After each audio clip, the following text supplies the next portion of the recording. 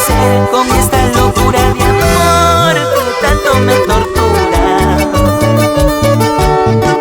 No sé qué voy a hacer con esta locura de amor que tanto me tortura.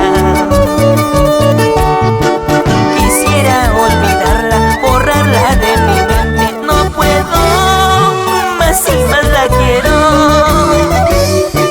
Quisiera olvidarla, borrarla de mi mente. No puedo, es imposible. Por más que trato de olvidarla, no puedo, porque ella cada momento está en mi pensamiento.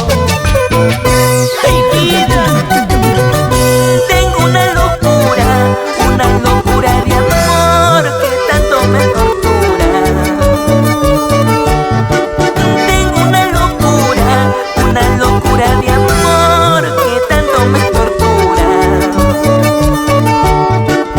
Estoy enamorado, estoy ilusionado de un amor prohibido. Estoy enamorado, estoy ilusionado de un amor prohibido. Una locura de amor, quien no ha tenido, quien no ha sufrido de amor, nada ha vivido.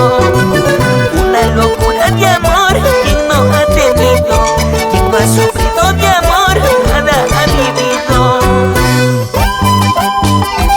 Esa es la pura verdad.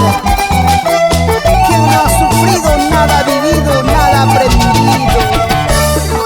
¡Ese es mi guanchaquito! ¡Cuánto ha aprendido! ¡Ja, ja! Los buenos amigos de siempre, Gregorio Ramos y esposa Francisca Flores. A bailar, a bailar. Gerson Arias y esposa Giovanna Gallegos.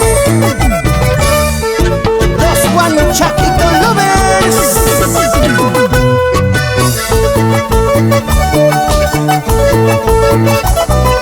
Y nos vamos por toda la provincia Sánchez Cerro, Chojata, Coroice, Yoque, Luco, Yalagua, Tuminas.